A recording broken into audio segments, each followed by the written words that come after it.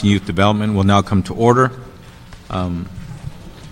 We have some matters that the City Council is committed to moving forward before the Council adjourns for 2 weeks, and that's why we're having this meeting today, Tuesday, August 12th at 4 p.m. We had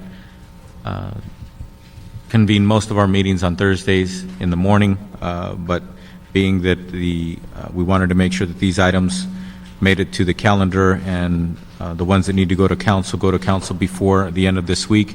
That's one of the reasons why we have this meeting today. So with that, we'll begin with item number 1. Item number 1, continued from June 26, 2008. Motion, Cardenas, Rosendahl, relative to requesting the Mayor's Office to utilize the community-based intervention evaluation measurements to implement the gang intervention programs and services as part of the citywide gang reduction strategy and develop similar measurements for the entire gang reduction strategy.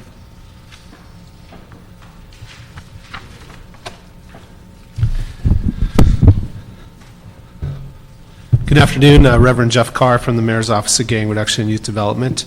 We have actually reviewed the recommendations for the scope of work from the CLA's office, as well as looked at the evaluation measurements around gang intervention. And we are planning on taking those recommendations into consideration. We're in the process actually of convening a meeting, and we'll talk about that on the second item, related to the timeline for the gang intervention RFP. I think in addition to what's been recommended by the CLA, our focus really is going to be on 3 primary things for gang intervention in terms of what we hope to ask contractors to do. The first is to really do violence interruption and crisis response, and really look at, as you know, Councilman, much of this violence, when it really, you may not be able to stop the first shooting, but when it begins to escalate because of rivalries and because of retribution, sometimes people are making decisions based on fiction, not based on fact. And so we're looking at how to set up a whole series of protocols about how crisis response or violence interruption takes place in terms of gang intervention workers when there are shootings. The second thing is we'll look at proactive peace building. We're looking at how do we identify which gangs are actually active in each of the grid zones, and then have the contractors identify how they will build relationships with those gangs. We're looking at a possible 5-tiered model of engagement where there's different levels of relationship building with those active street gangs to really try and move towards actually building proactive peace and maintaining that peace over time. And then the third thing we're looking at in terms of a focus is to really provide linkages to wraparound and reentry services through case management and referrals. So we're looking at how we can leverage other services, say that would be with probation or parole, as well as other things in the city. One of the things we've worked on is setting a target for our work source and one source centers in terms of a 10% target this next year for gang affiliated or young people who are coming out of, who are actually ex-convicts, to get them into our case management system for the work source and the one source centers. So really linking them and having the gang intervention workers be a key part of that case management and referral. In addition, we will be partnering with local universities and researchers to create a certification program for all gang intervention workers. So the other thing we're looking at is what kind of training we would ask and require of gang intervention workers in terms of certification process. And then in order to hold the agencies accountable and track the program's success, we'll be working on writing into the contracts agreements performance measures so there's no ambiguity about the scope of work and the tracking of program services. We also had a meeting yesterday. We're working with the Community Development Department to actually augment the ISIS system so that we actually have a online data tracking system for both prevention, but more importantly here for intervention in terms of how we do that case management and web-based client tracking system. So we thank this committee and for the work that was done here, as well as the CLA's office for that feedback, and we will certainly be taking that into consideration as we draft the RFP. Okay. I think it's an appropriate opportunity to remind ourselves that when you look at what intervention is and who's engaged in intervention, and you look at the city of Los Angeles being the first city to actually put down on paper in any sophisticated manner what intervention is and breaking it down by components, that didn't materialize because of the astuteness of researchers and or government workers. That materialized because of very dedicated intervention workers throughout this region. And I just want to let everybody know, if they don't know the bad news, one of those leaders is actually Beau Taylor, who passed away yesterday afternoon. He was battling cancer, and he actually appeared at various events over the last few weeks, even though I'm assuming that his doctor didn't recommend it, but he still kept coming forward, providing his leadership, providing his insight. And more importantly, the more I think about Beau and what he meant to this community, is that he was actually providing inspiration, because he actually started off the first part of his life on the wrong side of issues. He was very destructive, these are his words, and then found himself learning how to put his life back together. And then he dedicated himself as an interventionist to put individuals' lives together, but he did it in such a way that he actually mentored many other individuals to do that kind of work. And he was actually one of the pioneers, not the only pioneer, but definitely a pioneer who actually lived through the experience and understood how important it was that we need people like him to be out there in the communities and do that kind of work, which is now we label as intervention work. So I just wanted to make sure that we acknowledge formally through this committee, as we acknowledged earlier today on the council floor. We adjourned in his memory, but I just wanted to make sure that for those of you who did not know of this bad news that we lost Beau Taylor in the physical sense, his work and his commitment and his inspiration actually lives in many ways, and the documents that and the writings and the things that we're actually talking about at this moment, he had a lot to do with it, not only by his being a pioneer in this area, but also he literally, personally worked on the language that we're talking about today. So with that, Jeff, before I ask you some of the more detailed questions on item number 1, I just wanted to afford you the opportunity to say a few words about Beau. Well, I got the call yesterday afternoon, like many other people did, that Beau had passed away. And I think that the great thing about Beau Taylor is, is we sit here in City Hall and we are making policy, which is our responsibility, and to try and set up systems and protocols and all that. At the end of the day, the work is about the people. It's about the people who actually do the work in neighborhoods, on the streets, as well as the people whose lives they impact. And I had a privilege probably about a month ago, 4 or 5 weeks ago, when Beau was actually feeling better, to actually go out with him and Coach Carroll on one of his they'd become sort of infamous, his like late night, Thursday night kind of runs or rides. And we drove around into some of the housing developments, and it was really when we were in those neighborhoods and, people started coming out of their buildings or at the gym and would come up to Beau, you could really see what a leader he was and the impact he had on lots and lots of young people. And so we certainly, our city will miss Beau Taylor. And I think he had a combination of sort of street smarts, but also a fiery drive in his belly that he really wanted to see peace, and he literally did everything he could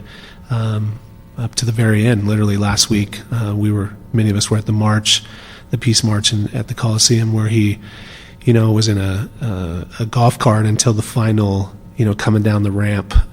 He got out, and Pete literally kind of helped carry him, walk with him into the Coliseum so he could walk into the Coliseum one last time. So he will definitely be missed. Thank you. Yeah, he definitely was a leader and an inspiration, and I think that it reminds us that everything that we do is bigger than any one of us. Everything that we do is bigger than any one of us. With that, when it comes to the intervention evaluation measurements, I think that it's important for the mayor's office to articulate that some people are a bit confused. They think that all the work that is going to happen in the city is particular to the gang reduction zones, but there's going to continue to be work done throughout the city, and whatever work that the city is engaged in and or funding, et cetera, these measurements will be a part of looking at and improving everything that we do in and outside the zones, correct? Yeah, as you know, we're focusing the bulk of our resources, probably about 85% will be focused in the gang reduction youth development zones, but the additional 15% or so of the money will actually be invested in areas outside of those target zones. But for both the outcomes and the expectations we have for prevention and intervention in the gang reduction zones are the same sort of outcomes and indicators we would expect agencies that would apply for these funds and be successful to do outside the zones as well. So we certainly are committed to a consistent and some sort of uniformity in terms of what our expectations are for agencies inside and outside the grids. One thing I want it to be understood is, and I'm assuming that the mayor's office agrees with this statement, even though we're actually expecting of ourselves as a community and as a city to make sure that we have evaluations and measurements, it doesn't mean that this process is stagnant. This process there is fluidity to it, and we are in a transition, correct? Yes, and as you know, we are planning on investing about $900,000 on an annual basis for an evaluation of all the grid programs, both prevention and intervention. And that is our hope. As you said, we are embarking on sort of a new direction, trying to, take some of the good things from the past that we've learned that works and carry those forward, and then try some new things. I think in some ways what we need to do is take some risks on trying some new things we may have not done before. The point of evaluating those things along the way, though, is so that we're not setting something. I would be disappointed if what we did now was setting something in motion that would be stagnant, and it would be, what we do now is the same 10 years from now. That hopefully we create a learning sort of environment, and through the evaluation process, we're able to learn what's working, and then do more of that, continue to tweak that to make it better. And the things that aren't working, that we would discard those. We wouldn't just keep doing them because, that's the way we've been doing it in this new alliteration of what we're trying to do. So we certainly want to create a learning environment. Good. I agree with you, and one of the things that I believe that we as government and as policymakers and implementers need to remind ourselves that we need to get away from ego-based programs and ego-based standards, that we are big enough to realize that everything that we do is not perfect. Everything that we do is involved in a dynamic that we need to constantly review and listen and measure and then make changes and without anyone being allowed to infiltrate that dynamic and say, well, no, that's the way we did it in X year. Well, that was then, this is now. So I say that because we're transitioning from a system that I don't believe that we empowered our implementers in the right way over the last 20-some years when it comes to intervention and prevention. I don't think we empowered the department that eventually took on this responsibility of being the lead department for the city. I don't think that the policymakers, present and past, put enough attention to realizing that dynamic needs to be there, and we need to not worry about hurting people's feelings. We need to be concerned about doing as much with what we have to work with and make it as effective as possible. I say that with this in mind, I expect that we will have a more dynamic, a more fluid system than ever before in the coming years, starting now, in the present. Yet at the same time, I probably envision that we're going to see more changes in the next 6 months, 12 months, 18 months, 2, 3 years than we did in the last 25. And that's a good thing. And that's a good thing, as long as we keep our egos out of it. And I'm talking to myself when I say that as well. As long as we keep our egos out of it, I think that we're going to realize a lot more good work in the streets of Los Angeles than we did in any given period of time.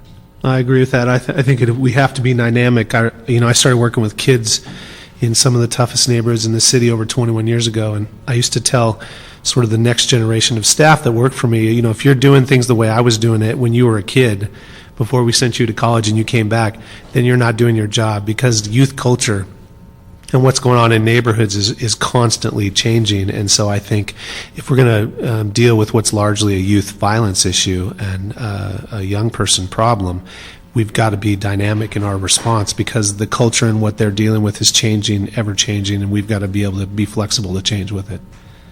Well, thank you for sharing that reflection with this committee, because one of the things that whenever you're changing something that people got used to, whenever you're moving in a different direction, people get nervous, people get concerned.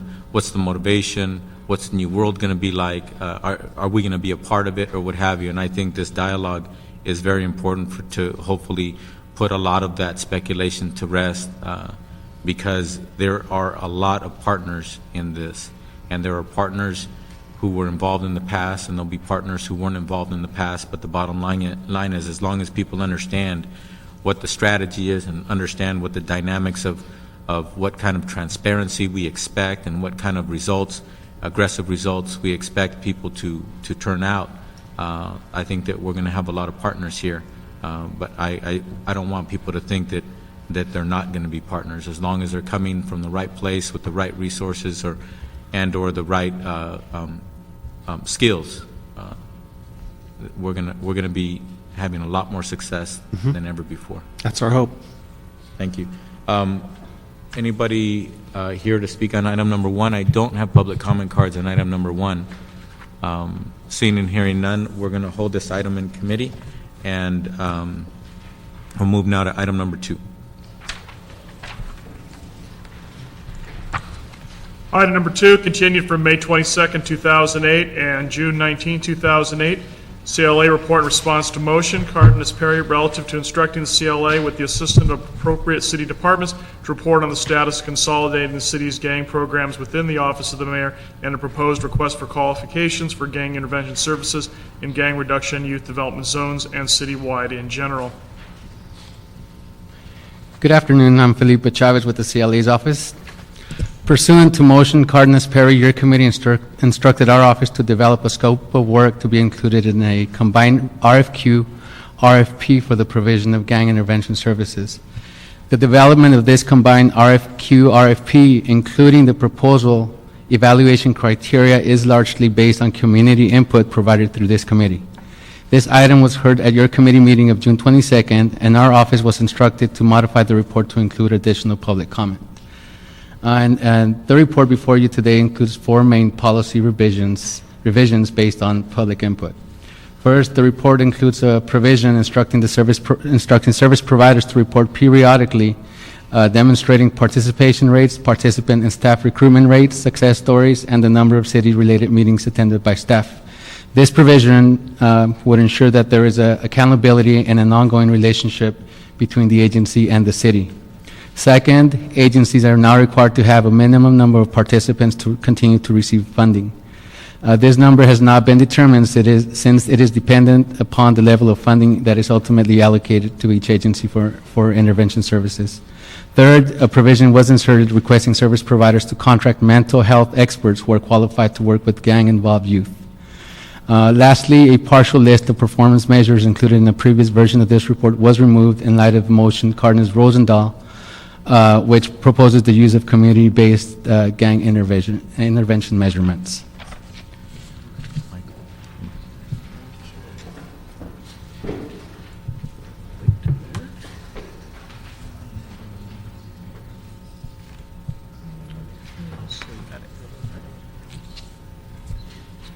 How did you incorporate the public comments of the previous hearing that we had in this committee?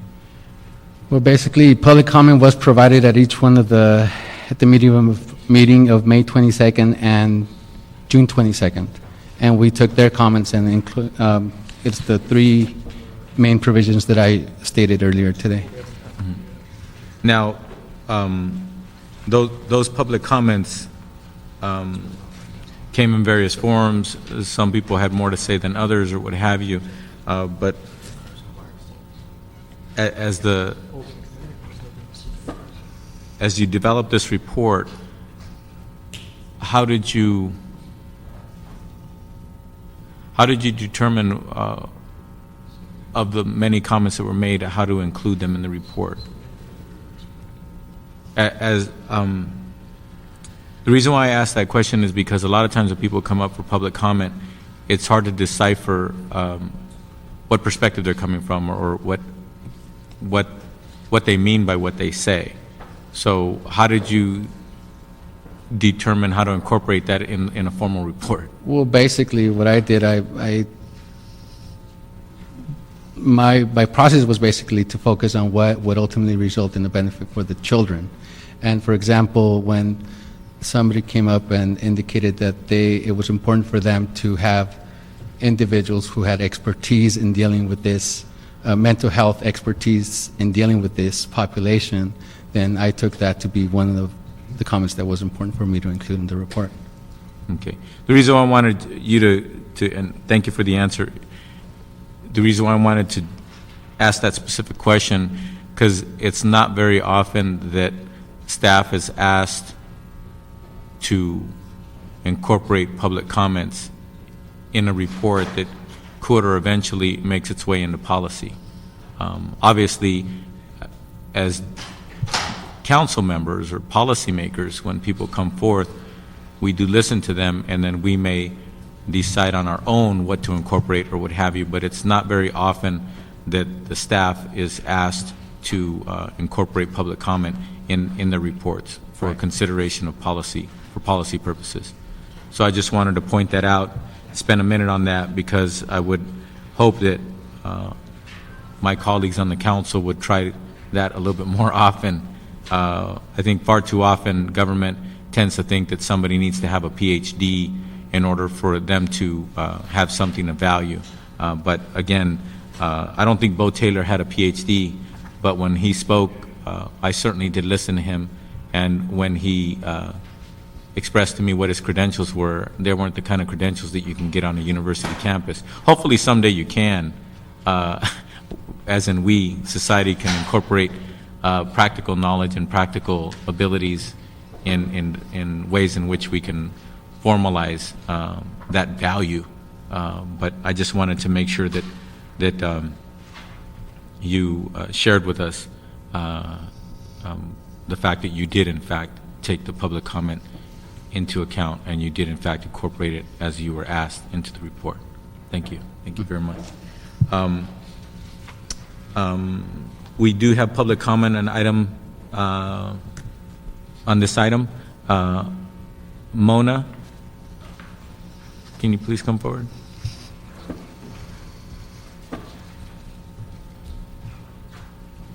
By the way, do you have a PhD? Yeah, I do. I'm really But- sorry about that. But And it's actually in gang intervention, so I'm really sorry about that, too. so let me clarify. What I said earlier was far too often, unless somebody has a PhD, we don't tend to listen to them. But I didn't say that the converse is because somebody has a PhD, we don't. Exactly. So. Thank you. Well, it's also getting that doctorate in gang intervention was very difficult. And sadly, I don't meet a lot of me's, so I understand the frustration, and I understand the frustration about the academic community. It's not really, I think, helped in many ways and facilitated a lot of constructive intervention strategies. So. Okay. Please proceed. Yeah, I was asked to comment about the report in recommendations in terms of what we should be looking at when evaluating gang intervention.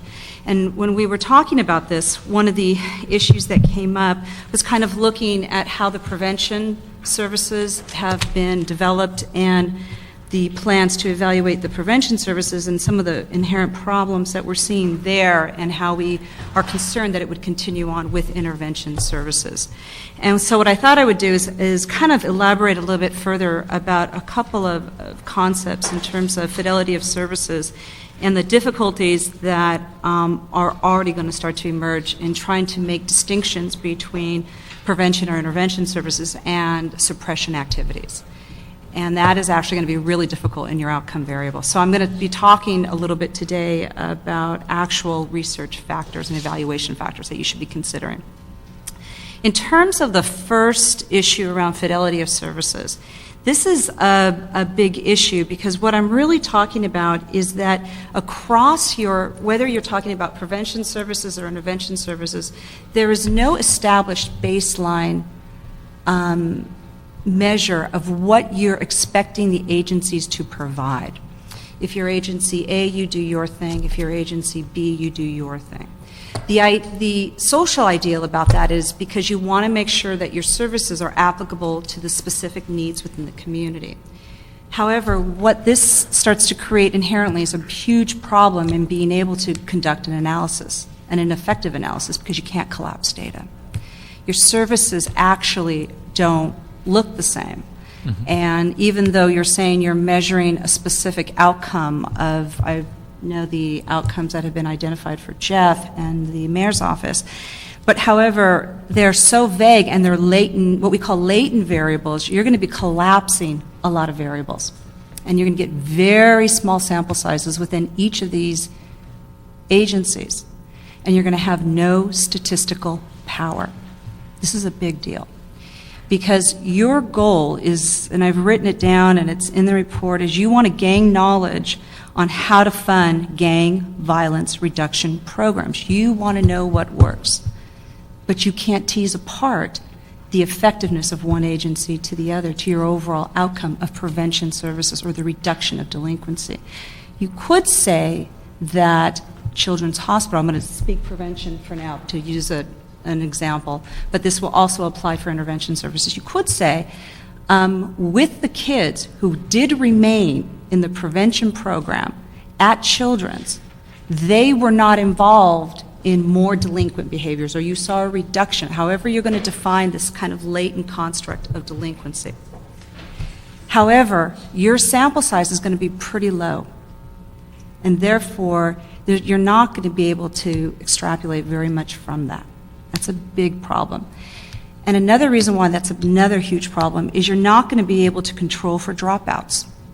In anything that I have seen, whether Todd's report or if we're looking at any of the stuff that I've reviewed as it pertains to the prevention evaluation stuff, nobody is extensively tracking your dropouts.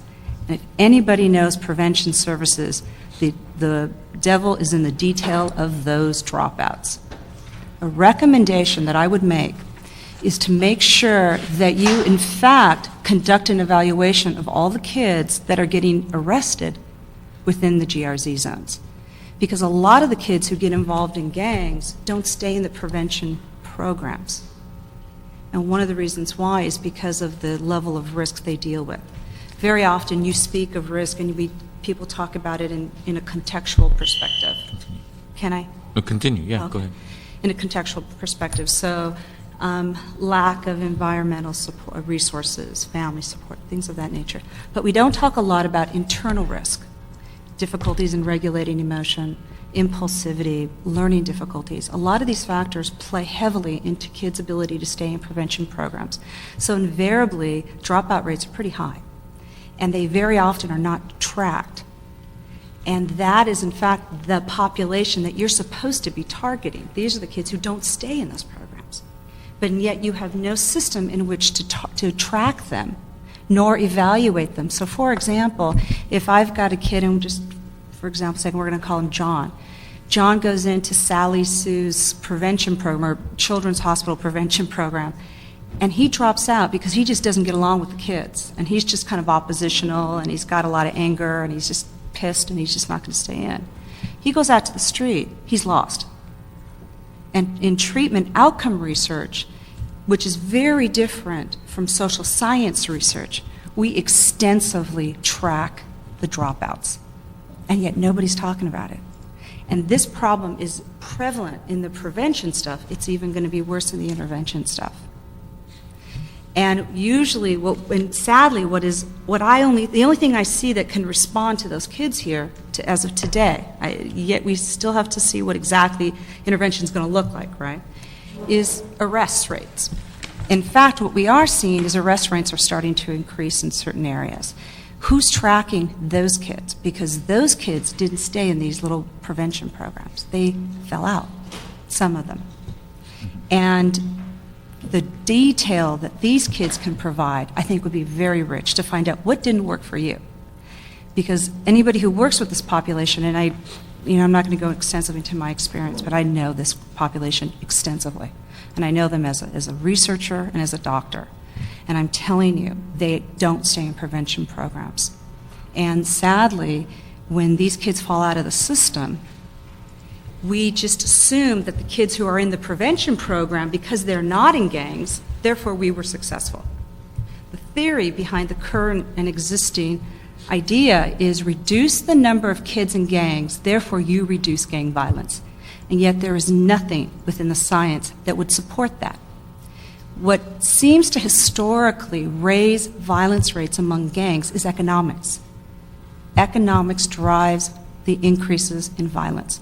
And if economics go down, I need to expand my territories. You and I are going to have a conflict. So Mona, in a nutshell, Sure. I think you're describing what Jeff and I were talking about earlier. We do have a lot to learn. There are going to be a lot of dynamics, not only in program, but also evaluation and trying to settle into respecting the fact that some of these dynamics may continue to be broader than we may like.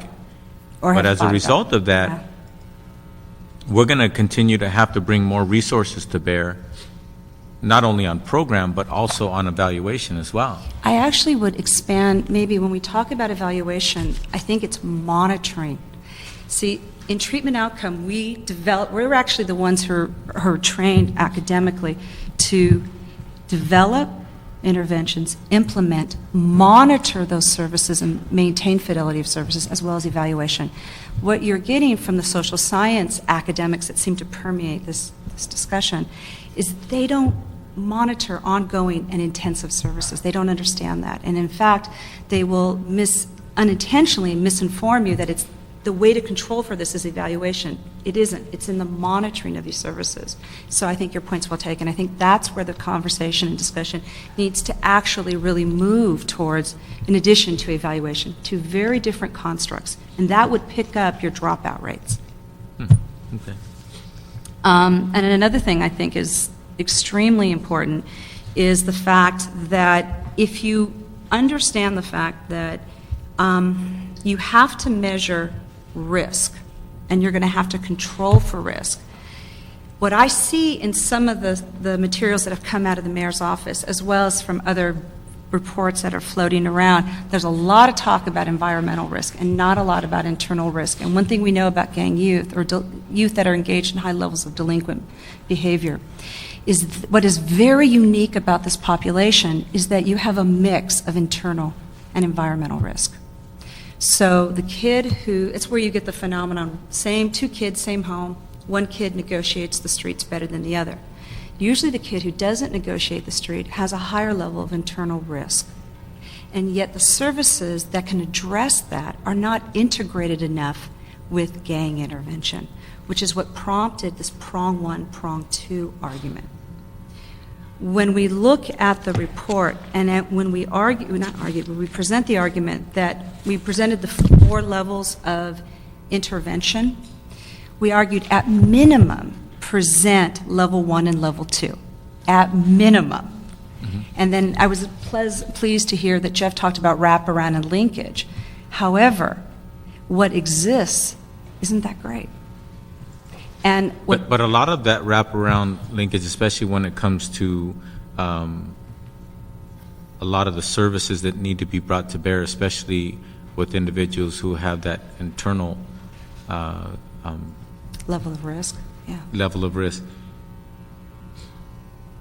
The county is charged with providing a lot of those services, right? Absolutely. One of my very first comments to Mr. Carr was he prepared to be a David, and the Goliath would be trying to integrate city and county services. In fact, I think where the future of this really needs to go is to really focus on integrating county and city services and building up the resources within both. And sadly, a year ago, we had very key people in place to be involved and to assist in that process, and they were not included. So I agree with you. Okay, in the interest of time, I'm going to need you to wrap it up. Okay, there were two other points I thought would be very important. Is I would recommend, and I mean no offense to Mr. Carr and the mayor's office, I would recommend that the city council have complete and unfettered access to all raw data. I personally and several of my colleagues have a little concern that when the funders have access to all the data and the programs, and their continued existence is dependent upon the outcome data, and they also have somewhat strong control of that, I get a little nervous. I think it might be a little bit of a recipe for a problem. I would recommend that the City Council maybe perhaps take steps towards coming up with their own independent evaluator that could look and monitor some of the data that would be starting to emerge from the intervention and prevention services. Thank you. Is that it? Yeah. Okay. Thank you very much. Appreciate your input. Is there anybody else here to speak on item number 2? Item number 2. Seeing and hearing no more public comment on item number 2. Public comment on item number 2 is now closed. With that, the action of this committee will be to amend the recommendations to include the community-based gang intervention evaluation measurements of item number 1 into what is going to be approved on item number 2, and with that we'll approve the CLA recommendations as amended. And in addition to that, we'll receive and file item number 1. Okay. Thank you. For clarity, would that be the recommendations in the August 12th, 2008 CLA report or the earlier June 10th, 2008 report? August 12th. Thank you. With that, we'll move to item number 4, and then we'll go back to item number 3. Item number 4. Item number 4, discussion item, Mayor's Office to give a presentation on its timeline for implementing and coordinating the various gang prevention, intervention, and reentry services and various efforts. Good afternoon again. Jeff Carr from the Mayor's Office. We are working on, I would say, a number of different things right now in terms of between now and the end of the year. Some is the development and the implementation of a process for requests for proposals for both prevention and intervention, as well as evaluation.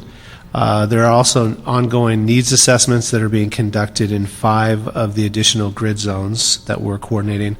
We are also presently overseeing the contracts for LA Bridges 1 and 2 and the closeouts of those at the end of December of this year. So I'll just give you some of what we're working on in terms of the timeline, in terms of coming here in the next months. In the month of August, we're actually right now working on convening an internal RFP working group for the RFPs that I mentioned for evaluation, for gang intervention in all 12 zones, and then actually an RFP for the non-grid zone areas as we discussed. As part of that process, we'll be getting input from a number of different sources, as I mentioned on the previous item, from the CLA's report and other places. We'll also be working with the city attorney and relevant offices to finalize that. In the month of August, also, as I mentioned, the needs assessments are being worked on. We hope to have those done sometime in September, but there's ongoing work that's being done in those right now. We are having a meeting next week as it relates to or in 2 weeks, as it relates to the LA Bridges contractors, to have a meeting with both Bridges 1 and 2 contractors to talk about closeout activities, how to transfer clients, and to move clients to other agencies once services are over. In September, we plan on releasing the RFP for the citywide evaluation of the grid zones that we discussed, where obviously we'll have a bidders conference, we'll identify review panels, we'll be trained, we'll release that on the LA Bavin website. We will also continue to work on the RFP for the gang intervention and also for the non-grid zones. We, as I said, hope to have those needs assessments done in the month of September before the end of the month, and we will obviously use those as part of the release of the RFPs for both prevention and for the prevention in the 5 new areas, as well as for the intervention contracts as well. We would expect, assuming everything goes through on Friday, that we will begin the process of negotiating the contracts with the 6 recommended prevention providers for the first 6 areas, and we would expect that we would begin to start services in the month of September for those first 6 grid zones. As I mentioned, in October is our target timeline for releasing the RFP for intervention as well as prevention for the 6 new areas. We will also start the process. We expect our contractors for LA Bridges 1 and 2 to start transitioning clients during that final 3 months to new agencies. In November, we expect that the gang prevention, intervention, and non-grid zone area proposals will be due. There will be a very similar process to what we used for the prevention proposals that we just did in terms of the rating. Interviews will be conducted with top scoring organizations, appeals hearings, and so on and so forth. And then we would expect that at sometime in December we would make the recommendations for gang intervention contractors and non-grid zone area contractors to the relevant city council committees as well as the full council.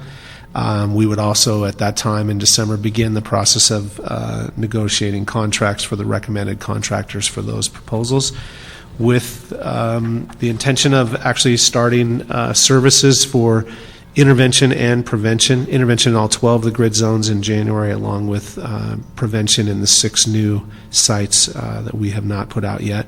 And then we will actually start the process of the final closeout for the LA Bridges 1 and 2 contractors in the month of July. And then in February, we expect February through June, we will meet with the new contractors, begin to really finalize, program expectations, reporting requirements, fiscal management, et cetera, and doing training with those folks and see those programs begin. And we would hope that by early spring of next year, we would have all of our contractors in place, up and running, working with young people, both in prevention and intervention, both in the 12 grid zones as well as outside the grid zones as well.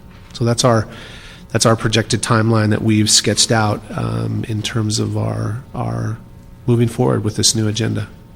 So between now and January, we'll be seeing RFP and or RFQ processes for intervention and prevention outside the zones. As well as inside, and evaluation. And also, correct, and then also additional 6 prevention potential contracts for inside the subsequent 6 zones. That's correct. And then 12 potential commitments to do work within the 12 zones on intervention. That's correct. Okay. It's a tongue twister. So looking at what has taken place over the last few months, we're looking at the last few months were easy compared to the, so not that it was easy, but easy in the context of all of that needs to come together in the subsequent 5 months. Yeah, there's no question it's a very aggressive timeline. We feel like there is a sense of urgency. We need to move forward as quickly as possible. We also expect, as in the case of this first go-around of prevention, there were some contractors who have served under the LA Bridges system that were successful this time. We expect there might be some others, and we would like to have while we're going in a different direction, some of them will use similar, the same staff or in a new focus now. We'd like to have as much or as little disruption to communities as possible. I think the other thing that's good, we are in the process of, as it was approved in the City Council budget process, a number of positions, and so we're actively recruiting folks. We have some folks who will be starting next week, and we've got some other folks in the pipeline in terms of the hiring process, and we're continuing to recruit folks for a number of positions, which obviously will enhance our capacity to take on the higher volume of work. So compared to the last few months, now and in the coming few months, you're fortifying yourself with more of the individuals who are going to be assisting and taking on these responsibilities to meet the expected timeline that you just outlined. Yeah, we obviously need to hire program managers who are really more, if you will, field people out in communities, but we have a whole side. They help with some of this, but the whole side of the shop in our office that really does with the planning, administration, evaluation, those are the folks we're really focusing our hiring efforts on right now. So, okay. And then when it comes to the timeline that you just outlined and the LA Bridges 1 and 2 contracts that if everything goes as planned, will no longer exist after January 1st of '09. That's correct.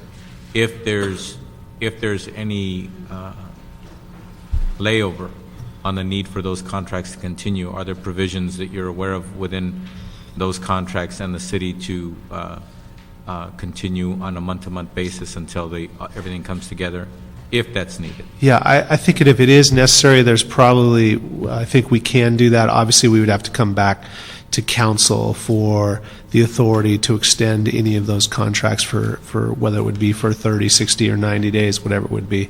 We'd have to come back to council to actually execute those amendments to contracts. And just for people who aren't familiar with the city of Los Angeles, it is commonplace for the city to take contracts, be it a 1-year contract, a 3-year contract, whatever it is, to have to extend on a month-to-month basis, certainly when it comes to transition of services. Yeah. Okay.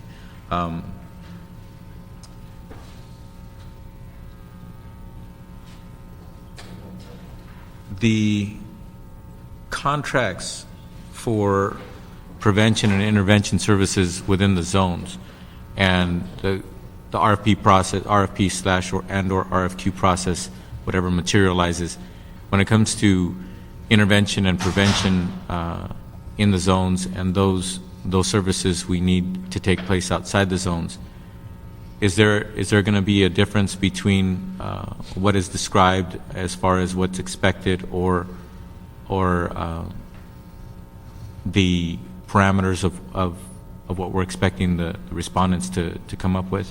Well, I think in the zones, obviously, we're going to have a consistency across in terms of what we hope the outcomes to be in terms of preventing young people from joining gangs, or whether it's with the intervention, interrupting the violence and helping provide an exit strategy for active gang members or young people who are involved in gangs. I think we want to have a similar outcomes for outside the grid zone. Inside the grid zones, obviously, we've sort of set the target area based on need, as we've stated before, related to gang-related violence is 4 times higher in those 12 targeted areas than is the rest of the city as whole. But one of the things we've looked at in terms of outside the grid zones, I think we're looking at the RFP, we would be asking contractors to describe why a particular other part of the city has need in terms of prevention and intervention services.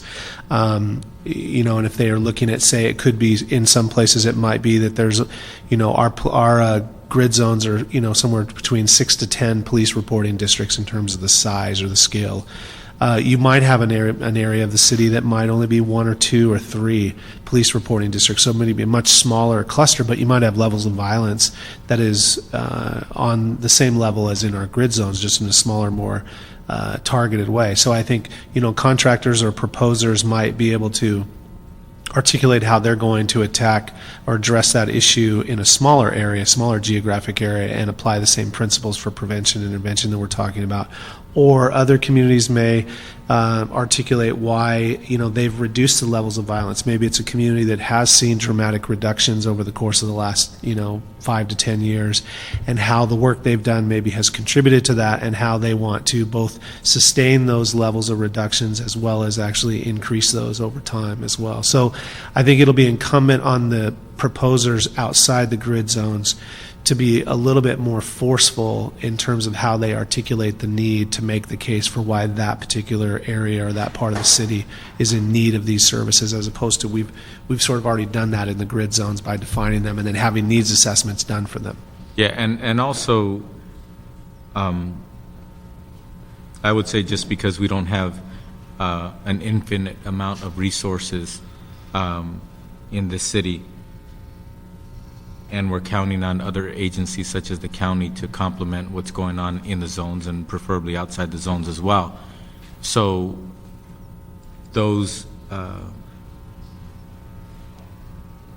RFPs or RFQs are going to be different in that sense as well, because in the zones we've already laid out not every service provided in those communities, but certainly there's an enhancement of services and collaboration in those zones that unfortunately we don't necessarily have in the rest of the city.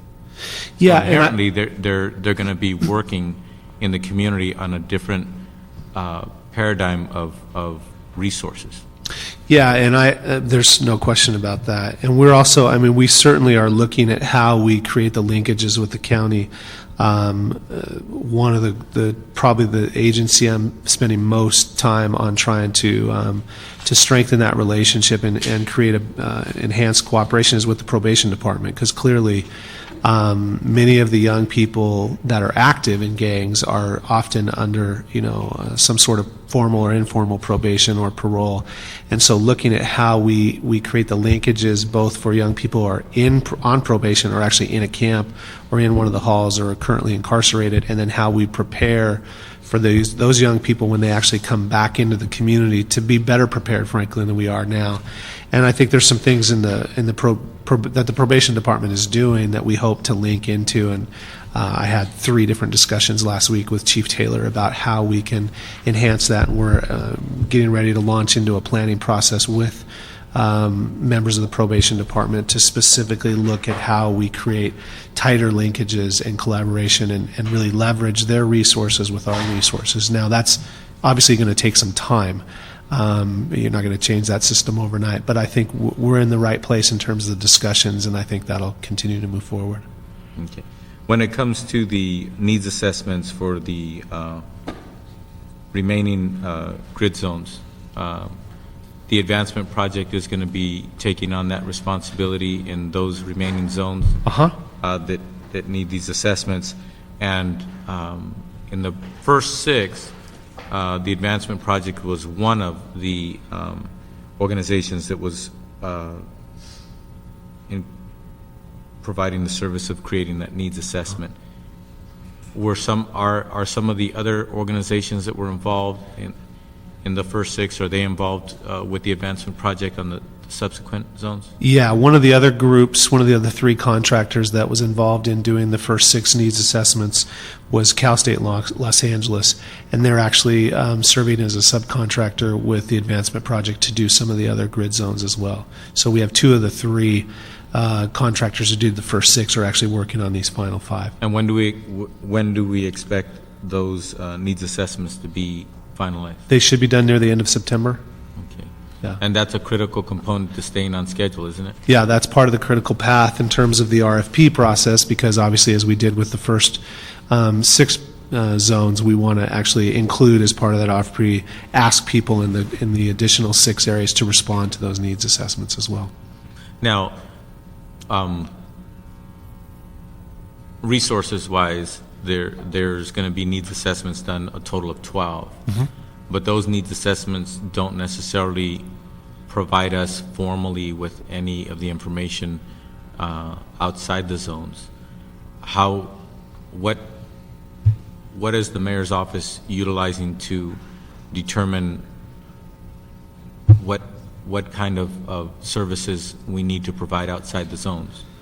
Well, that is more problematic. I mean, I think we're going to be dependent more on folks who actually, that's what I was trying to say earlier, we're going to be really dependent on the proposers to really articulate a need. I've told some people, this is the time to start thinking about how do you build the case for the need if you're outside a grid zone and you think you're going to want to propose for some of the dollars that are outside the grid zone. So I think, from a contractor's perspective, there's going to be an extra burden on those who are proposing outside the grid zones to really articulate that need and spend some time, talking to people. I think, having some focus groups probably and some surveying of the local community in which they're going to target to really get a sense of what the lay of the land is there and then be able to articulate that. So I think... So in the coming months, involving the community in different ways and through either meetings or gatherings and pulling organizations and communities to articulate to us what the issues are going on today, et cetera, that's part of it as well? Well, we're counting on the agencies that are going to propose for those areas. I mean, we're not prepared to do that in how many ever neighborhoods outside the grid zones across the city. We're really expecting that proposers or contractors will be the ones who will do that to present that need. Inherent in whoever responds, they've responded for the prevention RFP so far, and then the intervention and prevention inside and outside the zones. It's inherent that organizations need to have familiarity with the communities that they propose to serve, right? Sure, absolutely. Okay. So outside the zones, it just enhances their need to articulate that. Yeah, both their experience as well as what the need is itself. I mean, if you were going to propose in, I don't know, and pick a certain neighborhood in the city where you think there's a high need in terms of gang-related violence and young people that are engaged in gangs, I think, or at risk of becoming involved in gangs, you would need to articulate, through some means, through surveys, through demographic data, statistical data, probably crime data, in terms of why that particular area that you're targeting is affected in a way that it actually really requires some sort of intervention and additional resources to be able to be invested in that and to have the kind of impact that they would hope to have. So does it go without saying that the evaluation measurements and beyond that are going to be incorporated, that was discussed earlier on the agenda, are going to be incorporated in the administration of gang intervention contracts? Yeah.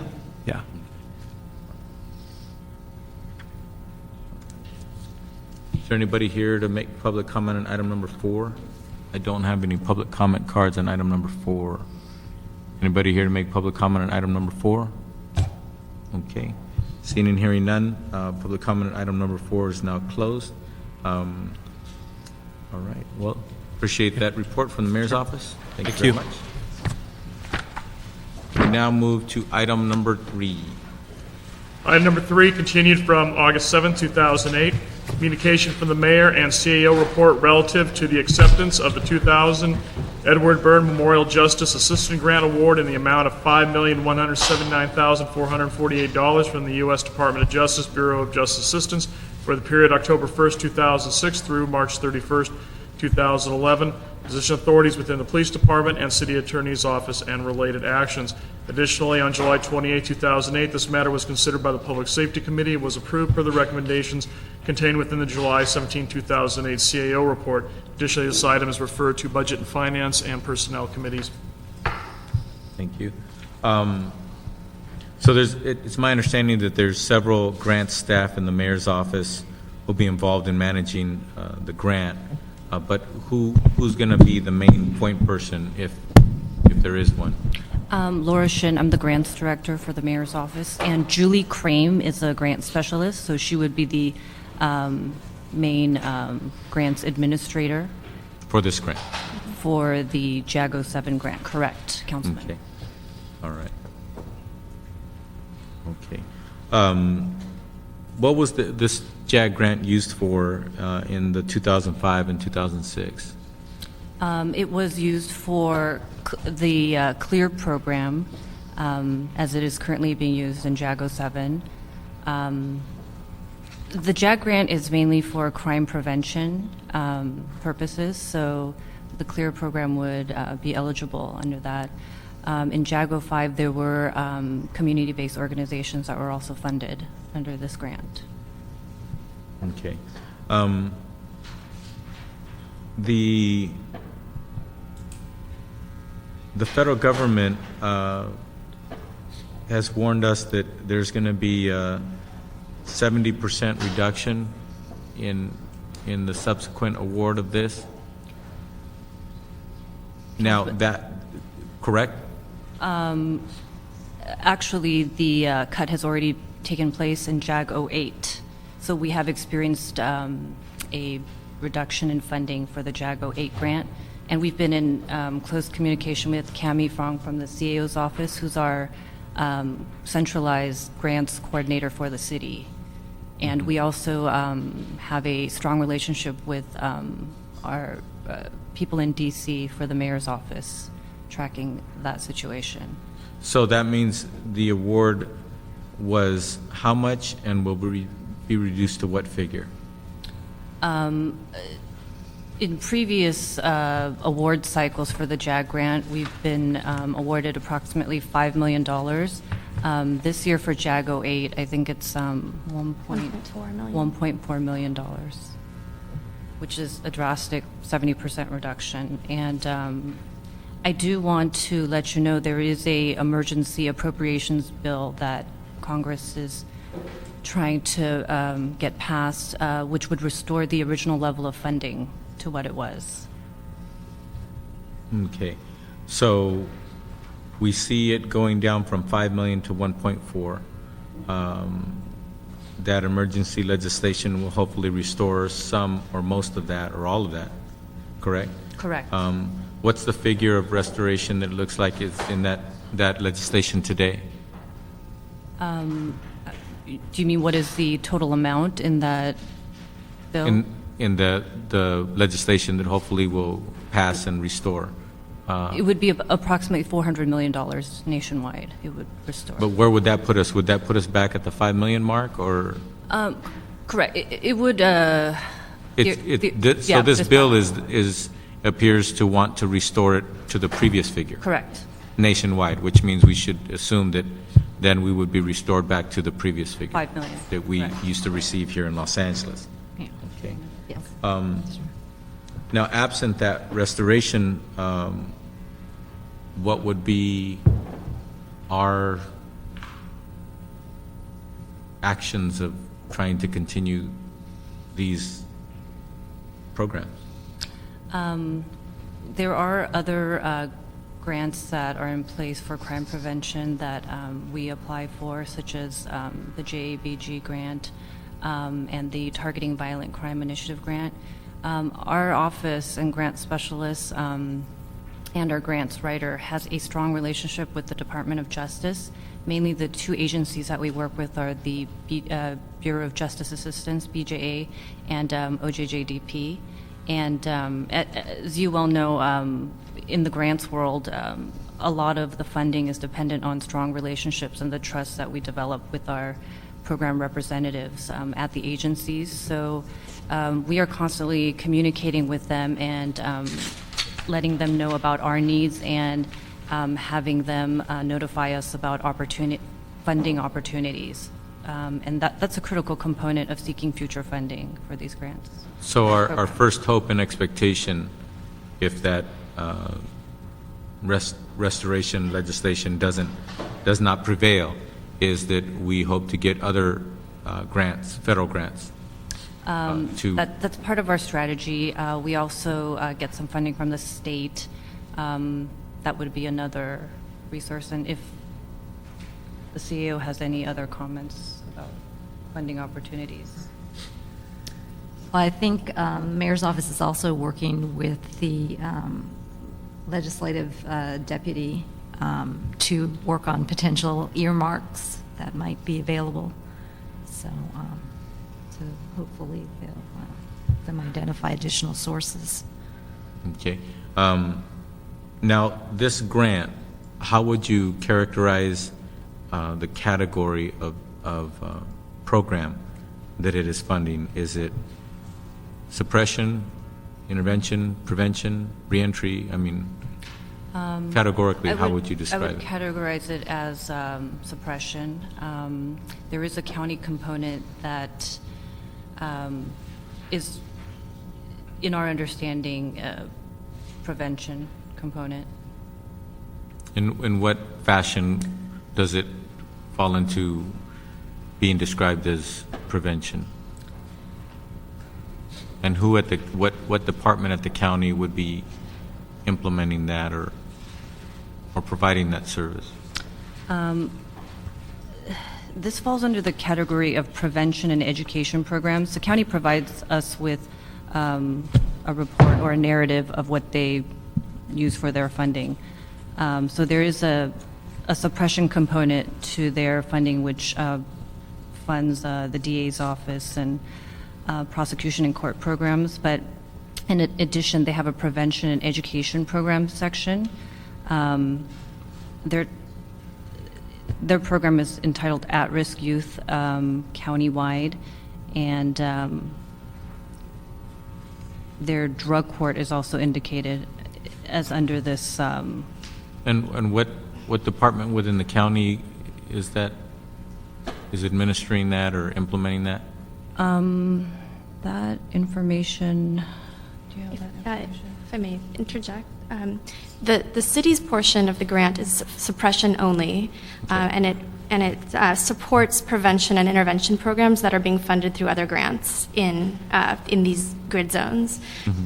The county's portion of the grant is under their jurisdiction, but it involves a variety of suppression and what they would consider prevention and intervention. However, the city has no jurisdiction over the programs that the county decides to use their portion of the grant for. But they inform us as to what they Yes, plan on. and they report back to us, and we are responsible for monitoring their portion of the grant. Okay. That was my understanding, and that's the reason why I asked us the question, because whether they're implementing their components, either way, they're supposed to communicate with us, and I expect that they have been communicating with us. They do. As to what the expectation of those expenditures are, and then also what the reality of those expenditures are. So if there's a component that they're claiming to utilize some of these grant funds for other than suppression, which you clarified that the city's funding of this, the city's utilization of our portion of this grant is suppression. Right. But that there's a small component, sounds like a small component of the county's utilization of their portion of this grant is going to be prevention. I'm always curious to know who is saying that they're providing other than suppression. For example, when it's a police department or a sheriff department or law enforcement or probation, and they say that they're going to utilize funds to do intervention or prevention, I'm always curious what exactly they're doing to call it that.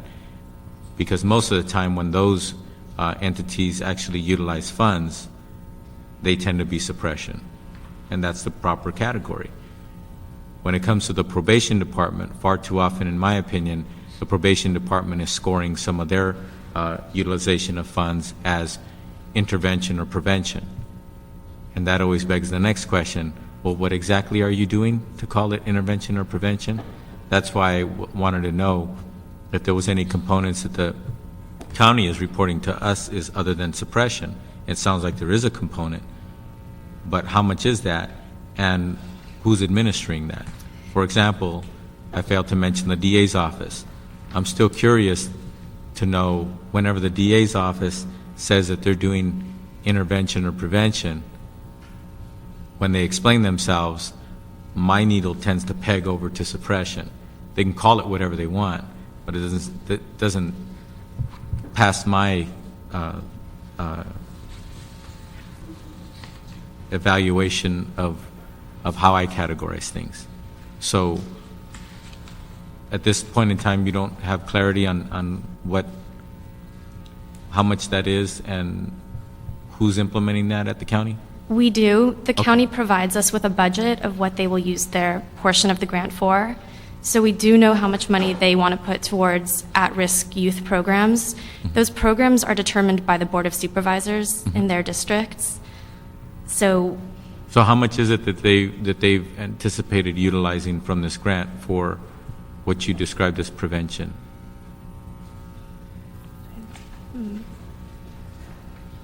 I believe it's about $1 million. $1 million of prevention.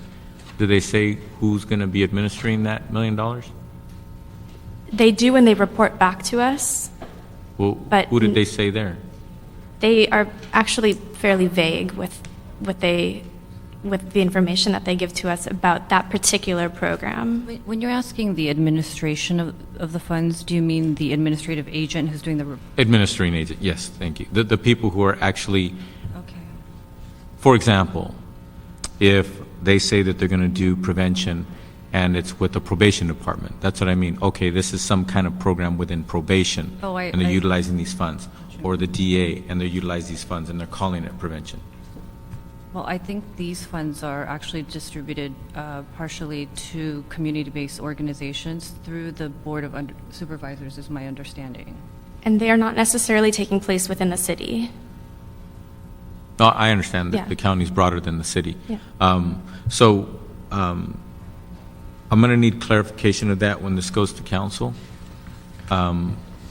If you can look through their vague or somewhat vague description and try to decipher, or call them up and ask them, by the way, we're being asked this question. I know it's their business, but it's also our business because this is passing through us, and they are required to let us know what they're doing with the money, right? They are required to let us know what they're doing with the money. When we apply for the grant, we provide the grantor with information that the county has provided to us. Exactly.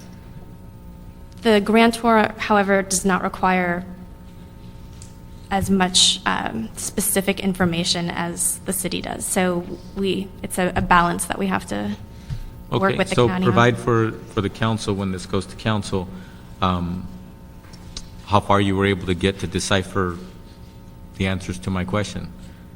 Who's administering this money? What is the program? It may even have a name as to what they're calling it, right? Program X or what have you. I use the word maybe.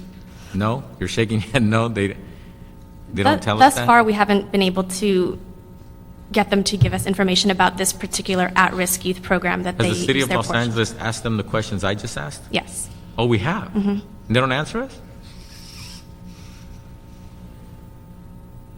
They Don't feel haven't- bad. When I was in the state legislature, I would ask the LA County questions, and the state of California is above the county.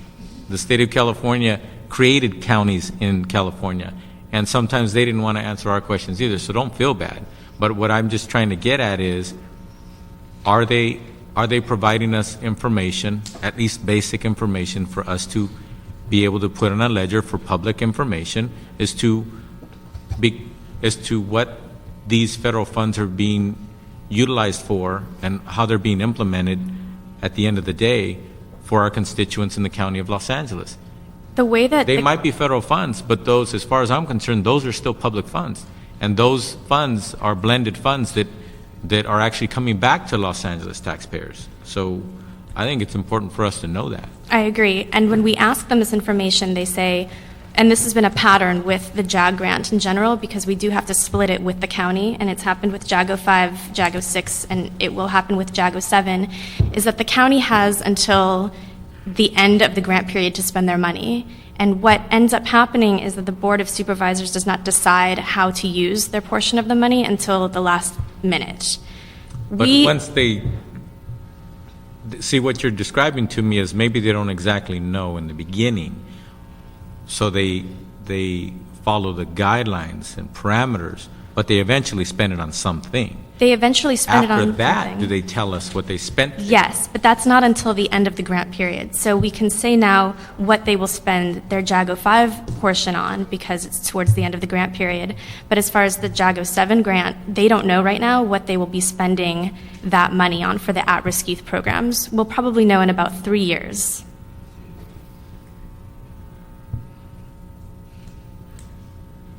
And unfortunately, we can't force the Board of Supervisors to tell us what exact programs they're going to be using this money for. Don't feel bad. I had that same issue of getting information out of certain elected bodies. Okay, so there's a lag in the actual knowledge of what the money actually gets utilized for when it comes to the county. There's a lag in the knowledge. There's also a lag in the utilization of the money. The county has the ability with this grant to put their portion into an interest-bearing account and use that money over the period of the grant. The grants generally are 3 to 4 years, so they can wait to use the money. Okay. Enough of that. The attachment 1 in the CO report shows that the county was not allocated the funds granted by the Department of Justice in 07-08. However, the same table in the 2007 expenditure plan indicates that you allocated $660,000 for contractual services to the county.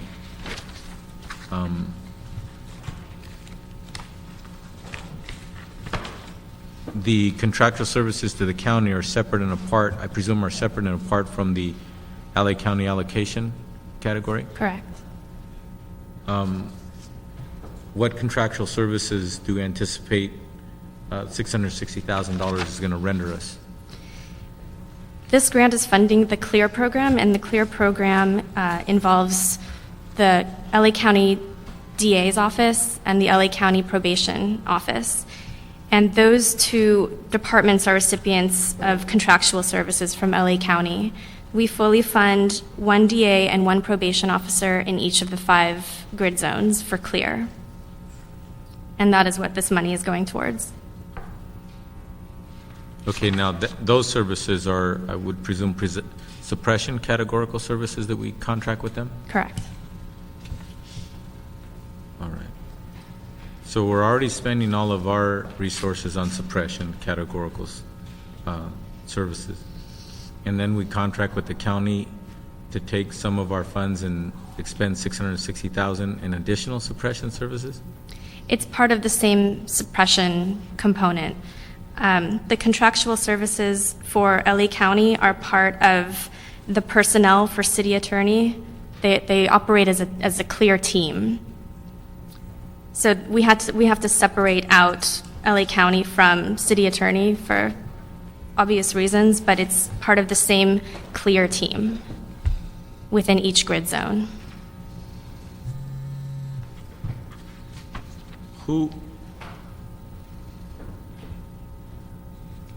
Who's brought to bear to implement this team work? There is a CLEAR board, an advisory board that creates the policy for the CLEAR component of the grid zone. And it's comprised of the DA, probation, LAPD, city attorney, and the mayor's office. So I guess it's fair to say that CLEAR is, bottom line, a suppression effort. Yes. Correct. 99% suppression effort. Well,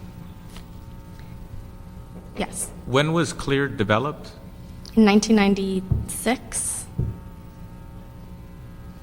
And that was through what? How did it manifest into being called the CLEAR program? It was, police department came up with it. There was some funding at one time, and they encouraged us to do this. Anybody old enough to know the answer to that question? Peter Schutten from the city. Yes, sir, we can. Come on up. Some more information, Peter Schutten and I, if you want, Sure, please. speaking of the city attorney, of course, we can help move the ball. Sure.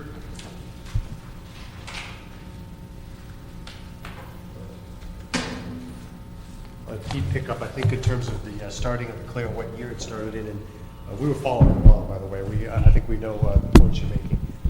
The short version of it, because it's Yeah. already 5:30. You're asking attorneys to speak briefly, I think. Yeah. Try your best. I'll do my best. In 1995, the DA's office, our office, LAPD, and probation got together as a result of the killing of Stephanie Kuhn in the Northeast area to gather some money. There was some money being offered by the cops grants, I think that was community-oriented policing in 1995. State grant or federal? Federal grants. Put the money together and did a proposal that basically created the CLEAR concept, based in part on a number of other programs throughout the country. And there's a number of people that came up with the name, if that's what you're asking. But basically, the CLEAR concept was created to address the needs immediately in Northeast, to put together a collaboration to deal more effectively with the suppression issues and the needs to deal with the gangs. And all of those agencies came together, put together this operation in Northeast. There was no executive board at that time because there was just one site, and the operations team, which was made up of the people on the ground at each of those sites, and the executive board members basically did the policy and the implementation all together as we implemented the program in 95, 96. 95, 96. This is totally, for some reason, Bob Hertzberg comes to mind when the inception of CLEAR. What did he have to do with it? Well, he was the speaker, I think, at the time. No, Either he or elected to the legislature in 96, became speaker about 3 years later. Okay, so there was funding switched from federal. We started getting some funds from the state. State cops program. And the state started, state cops, right. And both the current mayor of Los Angeles, when he was speaker, and then Bob Hertzberg, both played significant roles in guiding CLEAR and continuing to assist CLEAR in getting funding for Los Angeles County and the city. It was created under state law. There is a government code, penal code section that actually authorizes CLEAR, although that has now sunsetted. Yeah, now that I remember, he was chair of the Public Safety Committee at that time. What I'm looking at the table here that we have of the 07, 08, 08, 09, 09, 10, et cetera, and there's Los Angeles County allocation 07, 08. I have 0. 08, 09, 2.4 million, basically. What's the difference between those two budget years? Obviously, there's a difference in 2.4 million, but what brought about that change? We will transfer their allocation to them as soon as council approves the grant, which will be in fiscal year 0809. Yeah, you're going to have to help clarify what you mean by that. So are you asking why there's a 0 amount for 07, 08? Yeah, because when you look at 07, 08, their city has some categories that are fulfilled, but the county goes from 0 to 2.4 between 07, 08, and 08, 09. The reason for that is that we will be paying retroactively the funds that we accept for this during the performance period of the grant. So we've just tabled it out in this manner.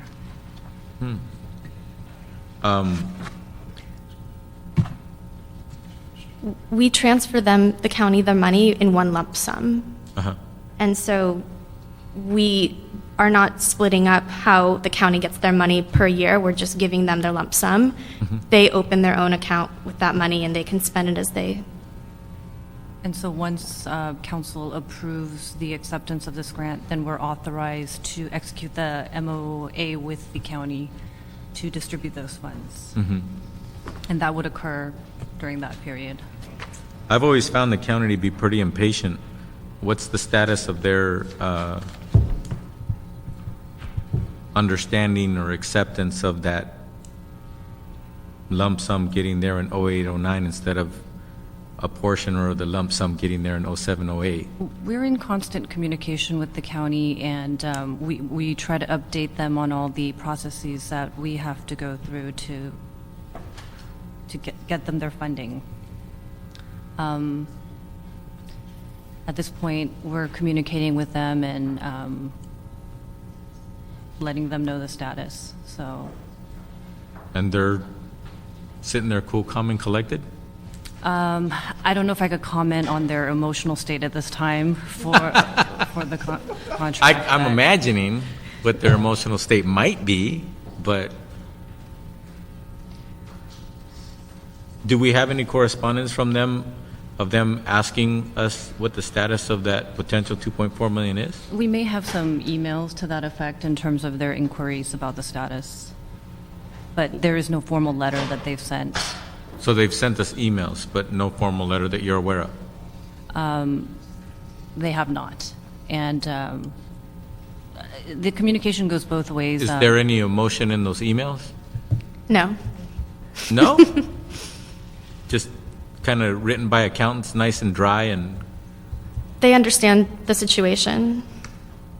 We've been trying to have a good working relationship with the county, and in terms of the administration of the grant, I think those who work on the grant, it's an administrative process, and so we try to work with each other and cooperate. so I have to ask this question. If there doesn't seem to be a heightened emotion in their emails on waiting on $2.4 million,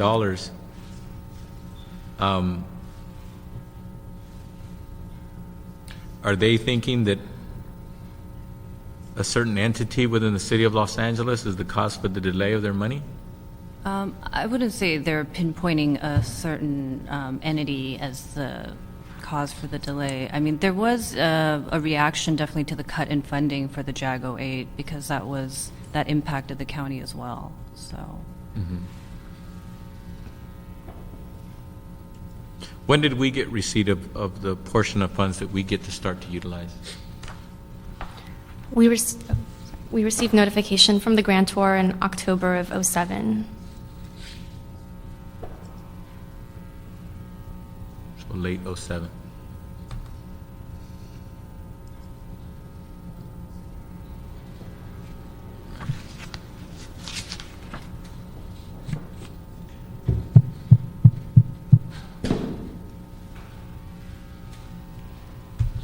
When it comes to evaluation component,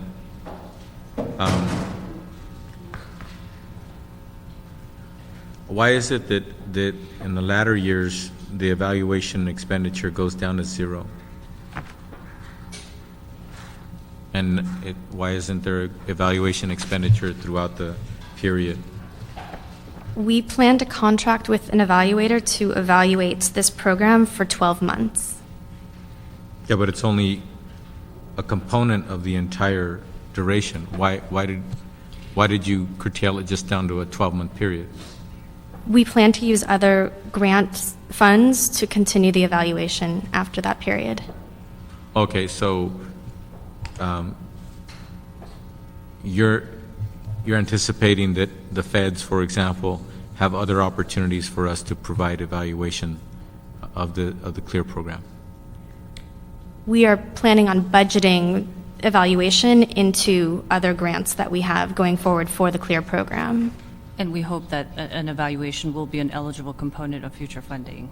Okay. If that was your question. Yes. So the bottom line is, based on your familiarity with the kinds of grants that we can apply for from the feds, you feel confident and comfortable that you're going to be able to let them know that you'd like to use some of those grants when we apply, some of those grants funds for evaluation of CLEAR.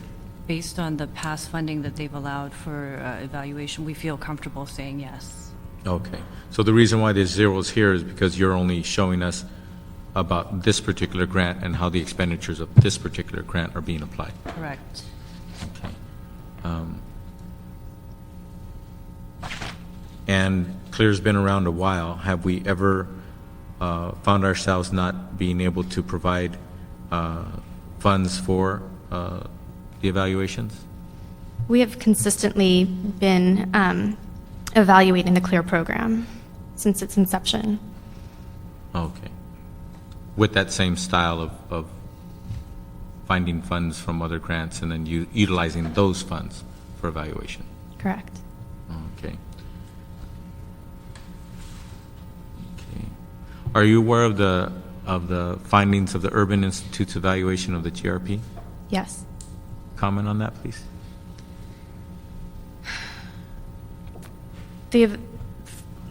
From a personal perspective, just from what I read, it seems as though Los Angeles has been the most successful of the four that the Urban Institute has evaluated in terms of a gang reduction program. That's a very surfacey, comment, but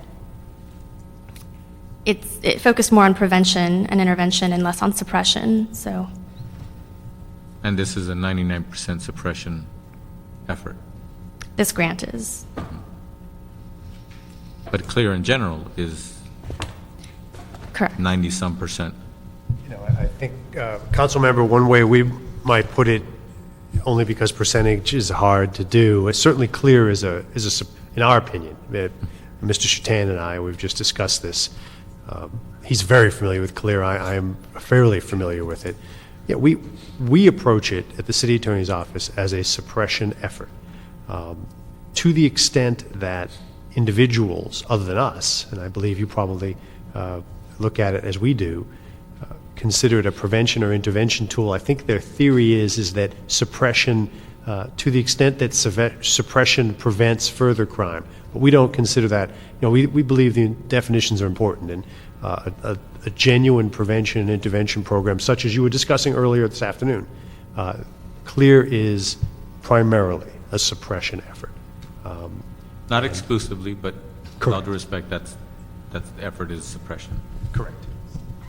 Councilman, if I could just add that I think from the very beginning, CLEAR was designed, yes, as primarily a suppression program, but it was designed to connect with other programs. And not until the GRID program began did we really learn how to better connect. But in a number of the different CLEAR sites, there were efforts and successful efforts to connect mostly through probation to true intervention and prevention programs, like creating multidisciplinary teams and participating on those, as some of the CLEAR operational members would although they might have been traditionally a suppression personnel, they connected in a more constructive way in the multidisciplinary team setting with DCFS and with mental health and with schools.